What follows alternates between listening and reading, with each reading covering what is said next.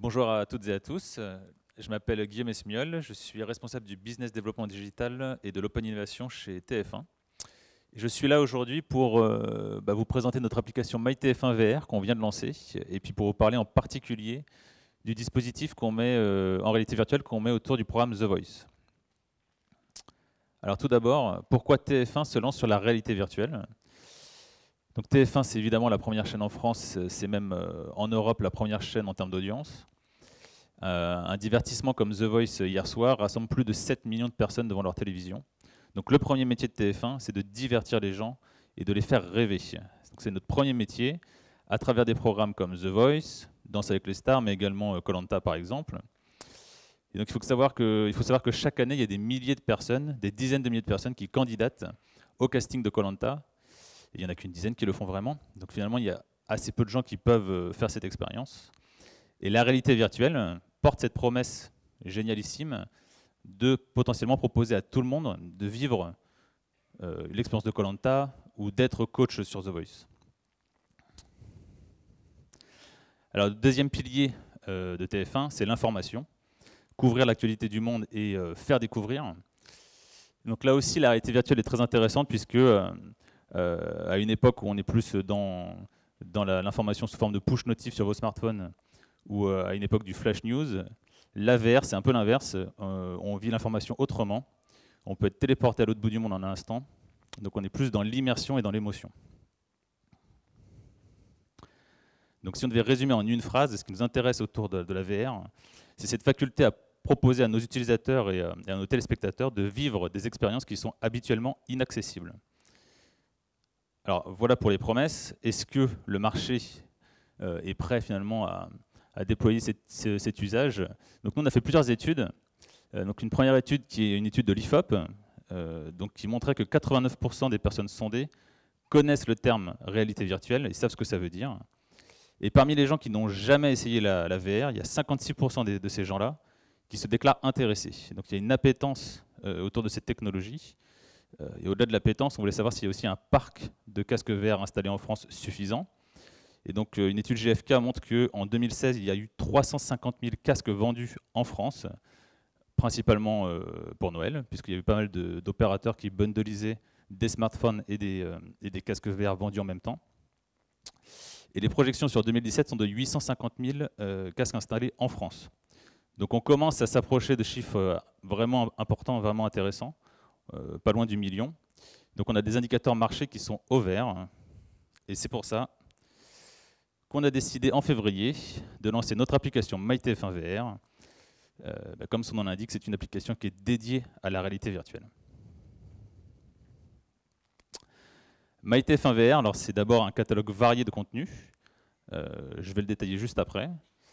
Alors quelques points techniques. Donc c'est vrai qu'un groupe comme TF1 doit s'adresser au plus grand nombre. Donc c'est des millions de personnes qui nous regardent. Donc nous, on voulait vraiment, même si le parc commence à être important en termes de casque VR, on voulait vraiment s'adresser à tout le monde, donc même des gens qui n'ont que des smartphones. Donc l'application, elle marche pour les casques ou pour les gens qui ont un cardboard, ou même pour les gens qui n'ont rien du tout, qui veulent voir l'expérience simplement avec leur smartphone. Elle est disponible sur iOS d'Apple, Android de Google et également sur Oculus pour les casques Gear VR.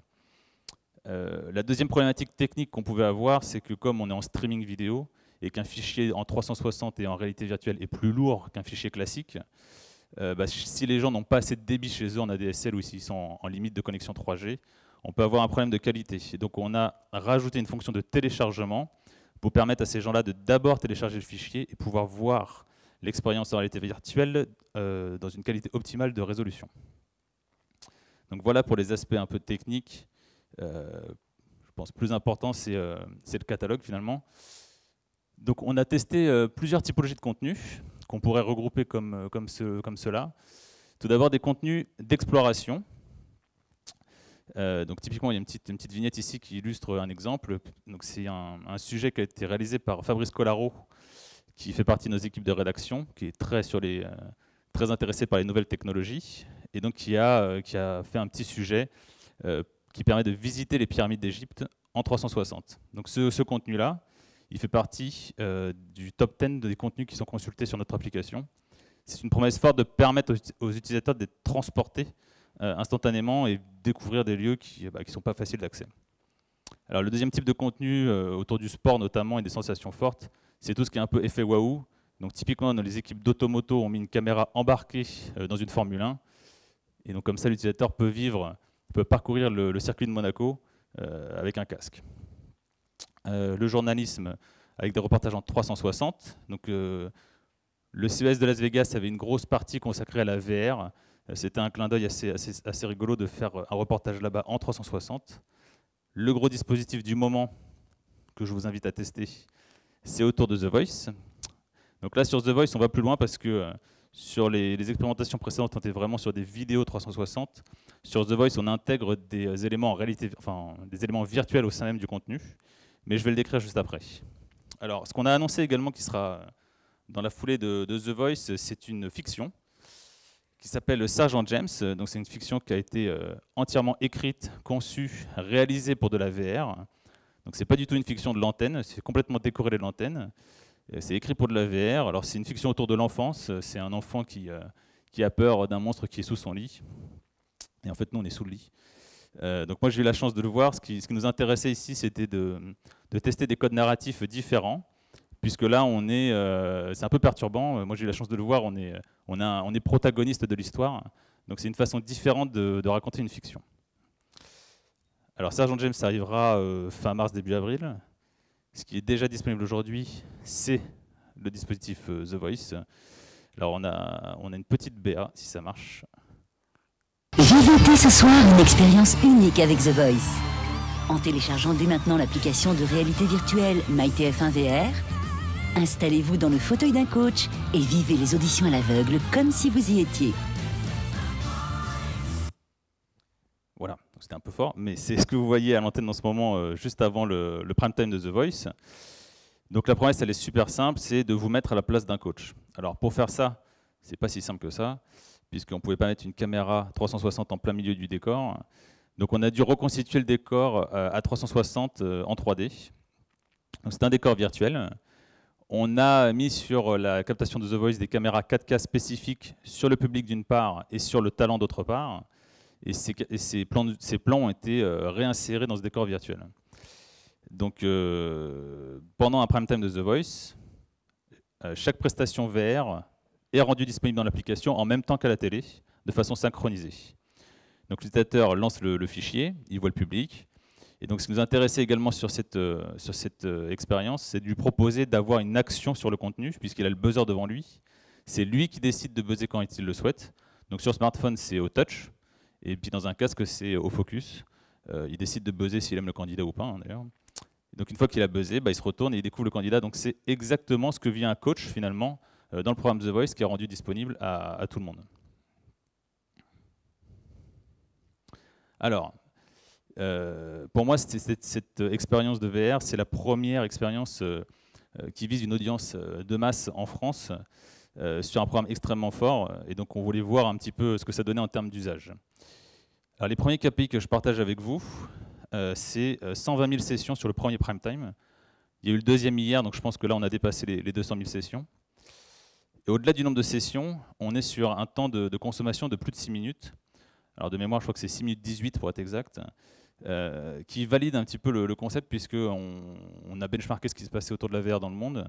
Et la durée correcte d'un contenu VR, c'est plutôt entre 6 et 8 minutes. Au-delà, les gens se lassent encore un petit peu, même s'il y a des travaux d'écriture sur des contenus plus longs.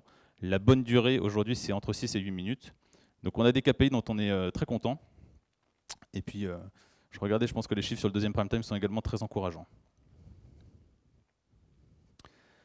Alors, pour nous, je dirais, c'est le début de la VR. On veut vraiment positionner TF1 comme un créateur d'expériences de réalité virtuelle. Alors, on a Sergent James qui arrive, on a d'autres idées sur d'autres programmes.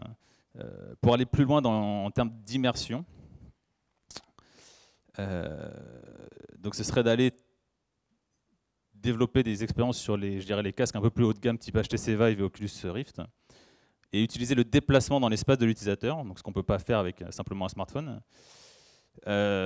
Également travailler sur l'interaction avec des objets physiques. Donc là, pour le moment, on travaille dessus, mais je ne peux pas vraiment vous dire ce qu'on est en train de préparer. Mais je vous donne rendez-vous au Vivatech, qui est prévu en juin. Donc le Vivatech, c'est le plus grand événement en France de l'innovation et des startups. Et donc on aura un démonstrateur sur un autre programme phare de TF1 à vous proposer. Le journalisme immersif, on a déjà fait des choses autour de la news, mais je pense qu'on peut aller encore plus loin en termes de journalisme immersif. Et enfin, ce qu'on n'a pas encore commencé à regarder, mais qui nous intéresse, c'est tout ce qui est expérience collective, puisqu'aujourd'hui, en réalité virtuelle, vous êtes seul, enfin, dans la plupart des expériences, vous êtes plutôt seul dans votre casque de VR. Voilà, il y a Mark Zuckerberg de Facebook qui dit que dans le futur, on n'ira pas sur Facebook, mais dans Facebook, retrouver ses amis en VR. Donc tout ce qui est expérience collective, c'est également quelque chose qu'on regarde avec attention. Alors, nous sommes une chaîne gratuite, nous vivons de la publicité, et donc on pense qu'il y a des choses très intéressantes également pour les annonceurs et les agences médias. Donc, ce qui est particulier sur la VR et qui, je pense, il y a un intérêt qualitatif pour les annonceurs, c'est d'abord cette immersion totale. On a beaucoup parlé de la multiplication des écrans. Donc, les gens aujourd'hui regardent la télé, consultent leur mail sur leur smartphone, jouent sur leur iPad, font une recherche sur leur ordinateur. Donc, finalement, il y a beaucoup d'écrans qui sont consultés en même temps. La VR, c'est exactement l'inverse. On refocalise l'utilisateur dans un seul environnement. Donc, si la marque est présente dans cet environnement, elle a, je dirais, un contact avec l'utilisateur qui est plus qualitatif. Elle pourrait en plus imaginer avoir de l'interaction avec son produit. Donc on peut avoir du placement de produit dans un univers en VR, et l'utilisateur pourrait même être amené à interagir avec lui. Donc là encore, ça va plus loin, je dirais, dans l'intégration d'un produit d'une marque que ce qu'on peut faire aujourd'hui. Et le troisième point qu'on trouve très intéressant pour nos marques, c'est ce que j'ai appelé ici l'approche servicielle. Donc, justement, c'est la conférence que juste après avec Club Med. TF1 Productions a produit des contenus en VR pour Club Med qui permettent à l'utilisateur de voir à l'avance sa future destination. Donc, il est en train de réserver une destination sur Club Med, il peut visiter l'hôtel qu'il est en train de réserver, il peut voir la plage ou la station de ski qu'il est en train de réserver. Donc là, ça rend un réel service pour l'utilisateur. Donc, c'est un intérêt particulier. Donc voilà, j'espère que c'était assez clair. Je vous invite à télécharger l'application et à la tester. Donc voilà, là c'était une petite image de la conférence de presse de The Voice. Donc on avait distribué 100 casques aux journalistes et on leur avait proposé de vivre cette expérience. Donc je vous invite à le faire également et à vous rendre compte par vous-même ce que ça donne. Merci.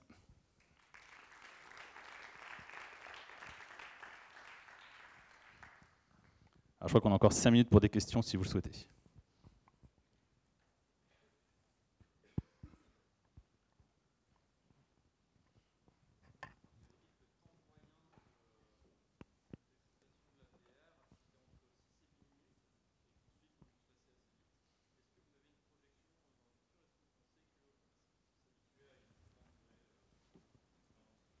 Ouais, donc on a eu la chance de faire un petit voyage aux États-Unis pour voir des studios de VR. Ils nous disent tous qu'aujourd'hui, les contenus sur lesquels ils travaillent, c'est 6 à 8 minutes. C'est aussi pour des raisons de budget, parce que ça coûte cher. Donc, comme ils testent un peu dans tous les sens différentes expériences, ils ne font pas des contenus trop longs. Mais c'est vrai que 6-8 minutes, c'est un peu la bonne expérience aujourd'hui en termes de durée.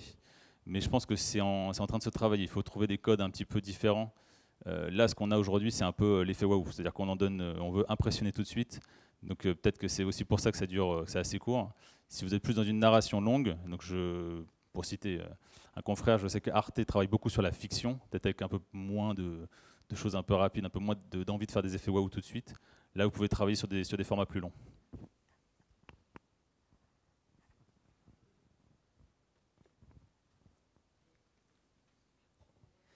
Bonjour, vous avez parlé de Koh-Lanta. Je Oui. me demandais quel projet vous aviez en VR autour de ce programme. Alors, bon, c'est trop tôt pour en parler. Donc sur The Voice, on pensait que c'était vraiment adapté parce qu'il y avait ce côté interactif qu'on avait envie de tester. Si on réfléchit, si on brainstorm assez rapidement sur les programmes qui font plus de sens en réalité virtuelle, c'est vrai que Koh-Lanta a une promesse extrêmement forte. Il y a beaucoup de gens qui rêvent d'être sur cette île paradisiaque ou de faire les épreuves. Donc c'est un programme qui est particulièrement éligible à la VR. Donc en tout cas, voilà, on réfléchit à des choses là-dessus.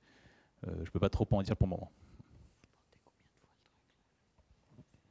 Bonjour, l'annonceur qu'on va voir après, le Club Med, vous lui avez offert l'expérience ou il a participé un peu au financement du truc? Ou c'est son agence média ou... L'exemple que je citais sur Club Med, je trouve que c'est un très bon exemple d'une approche vraiment de service. On rend un service à l'utilisateur. Il se trouve qu'en l'occurrence, ce n'était pas dans une démarche d'annonceur, mais alors je vais laisser en parler. Mais c'était vraiment Club Med qui était demandeur pour pouvoir proposer cette expérience-là, pas dans MyTF1 VR, mais dans leurs agences. Donc vous allez dans une agence Club Med et ils vous proposent de mettre un casque et de voir la destination.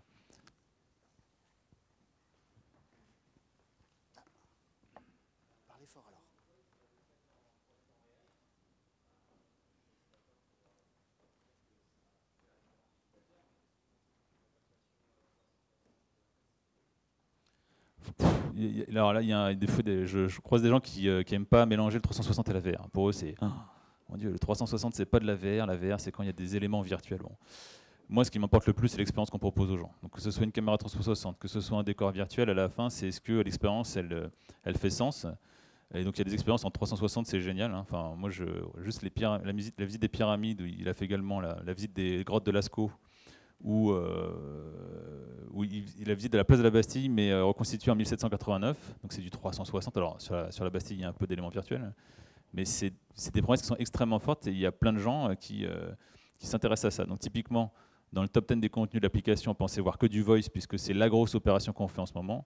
Et les pyramides sont dans le top 10, même dans le top 5, parce qu'il y a des gens qui aiment cette promesse-là. Donc c'est du 360, mais c'est une promesse qui est très forte, et le 360, du coup, ça suffit. Et après, il y a plein d'autres expériences, on a besoin de remettre du virtuel. Donc sur The Voice, on ne pouvait pas mettre une caméra sur le plateau, donc on a eu besoin de reconstituer le décor, de faire un fauteuil virtuel, de faire un buzzer virtuel. Donc dans ce cas-là, ça fait sens. Bonjour. Ici. Concernant The Voice et l'utilisation des lunettes à réalité virtuelle, vous avez déjà quelques retours, savoir si ça fonctionne, si ça marche, combien de personnes ont déjà fait l'achat, l'acquisition de lunettes pour ce... Donc oui, c'est ce que nous disait GFK. Donc ils estiment à 350 000 le nombre de casques qui ont été vendus. Mais dedans, ils mélangent à la fois tout ce qui est Gear VR, mais également tout ce qui est PlayStation VR. Donc c'est pas exactement la même chose. Mais voilà, on est déjà à 350 000 casques installés. Et en projection, on voit qu'on va réussir à atteindre le million en termes de vente en 2018.